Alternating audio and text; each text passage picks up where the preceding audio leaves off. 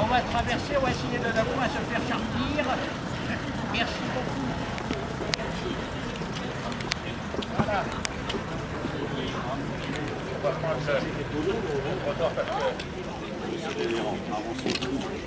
Après cette fuite effrénée depuis la Zarre, dans votre pays, je verrai mon nom frappé au coin de vos rues, de vos places et sur le fronton même de vos tavernes.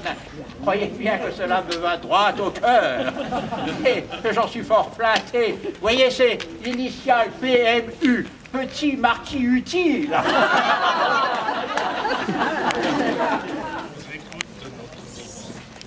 Vous avez ici deux choses intéressantes qui marquent bien l'histoire de Nouveau-Brisach, avec ce puits qui est de mon époque. Comme je vous disais sur l'instant, c'est une survivance du soin que je vais donner ici à chercher de la bonne eau et de faire en sorte que dans chacun de ces 48 quartiers, nous ayons de l'eau sous la main, de l'eau propre pour les occupations ménagères et la toilette, bien sûr. Et puis à côté, la tombe du commandant Michel Marshall qui va être parmi les premiers à tomber sous le feu prussien dans les premiers jours du siège de 1870.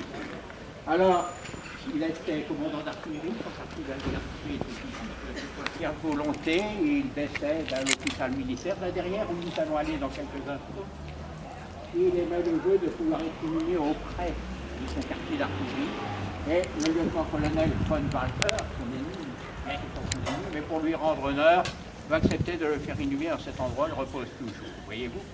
Alors je parlais de l'eau, je vais vous dire, n'allez jamais à Versailles.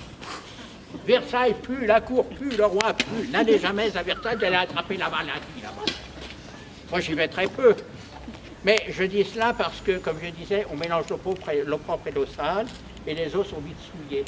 Et à table, par exemple, lorsqu'on veut de l'eau certes, de l'eau fraîche, puisée dans les bassins, enfin, pas dans les bassins, mais même sous terre, elle est déjà quelque peu accommodée, il faut la couper avec du vinaigre, alors voilà. Et les gens ont perdu l'habitude de faire la toilette. Depuis quelques décennies déjà, on pratique la toilette sèche, c'est-à-dire qu'on ne se lave plus à l'eau, mais on change plusieurs fois de linge par jour, on se poudre, on se parfume. Alors il faut avoir les moyens pour tout cela. Alors il n'y a que la haute bourgeoisie et la noblesse qui peut avoir ce privilège de ne plus se laver, mais de se sentir à peu près frais et à peu près bon. Mais bon, ce n'est pas tout. Mais dans le bas peuple, on continue de se laver à l'eau sale, et c'est comme ça que le bas peuple souvent est très malade, ruiné par les maladies, les épidémies, et toutes ces choses, tous ces maux du corps qui nous assiègent sans arrêt.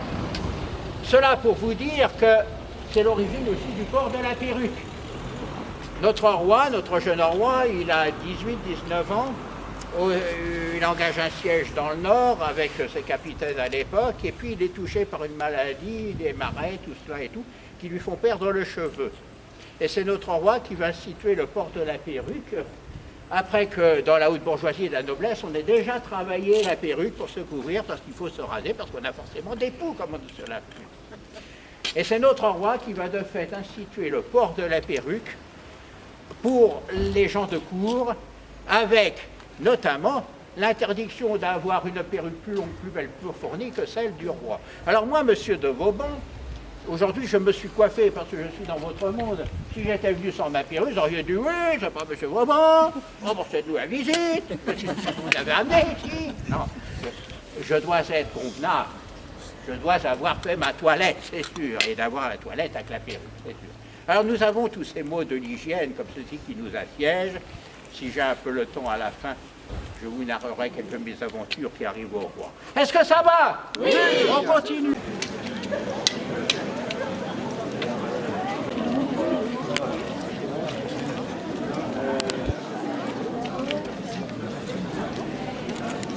Le chemin est embarré, on n'a pas à craindre des calèches automobiles. Approchez, approchez. Que vous avez s'appelle Barrière Vauban. Bonjour monsieur le bourgmestre. Ah, fort bien, tout à fait. Heureux de vous revoir. Ah oui, avec les chances que le ciel ne se soit point crevé comme hier. J'espère qu'il vous explique en chantant, n'est-ce pas? Je chancerai peut-être. Messieurs, bonjour mesdames. Ah, l'artilleur des images immenses. Vous savez que ces barrières métalliques s'appellent barrières Vauban. Les barrières métalliques ici s'appellent barrières Vauban. Tout chez vous s'appelle Vauban. Ah pas grande surprise. Mais nous, de notre époque, lorsque nous étions sur les sièges, pour cacher la tranchée à l'ennemi, nous avions de ces barrières en bois comme ceci, faites de branchage, et que nous déplacions comme ceci pour abriter la tranchée. Le nom nous est resté. C'est par là. Bonjour à tous et bienvenue. La communauté de communes du Pays Rhin-Brissac est heureuse de vous accueillir sur cette nouvelle manifestation, première édition du Tri Énergie & Co. Eh bien, nous sommes devant la porte de Belfort.